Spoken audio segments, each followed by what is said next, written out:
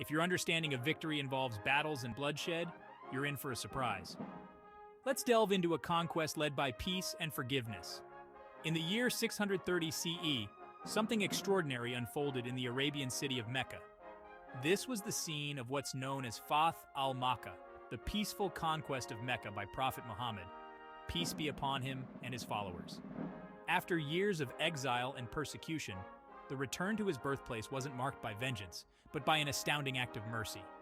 Leading a formidable force of 10,000, Muhammad entered Mecca without drawing a single sword. This strategic choice to avoid bloodshed was not an act of weakness, but a powerful statement of peace and reconciliation. Upon entering the city, Muhammad's response to years of conflict was to offer amnesty, not retribution.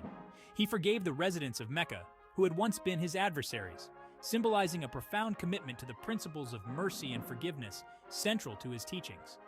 The idols of the Kaaba were respectfully removed, transforming it into a monolithic center of Islamic worship. This remarkable event didn't just reshape the religious landscape, it also set a new precedent for conflict resolution. Celebrated annually during the Hajj pilgrimage, the conquest of Mecca reminds millions of the enduring power of compassion over conflict and truth over falsehood. In a world often torn by strife, the story of Muhammad's bloodless conquest remains a beacon of hope and a testament to the transformative power of peaceful resolution and moral courage.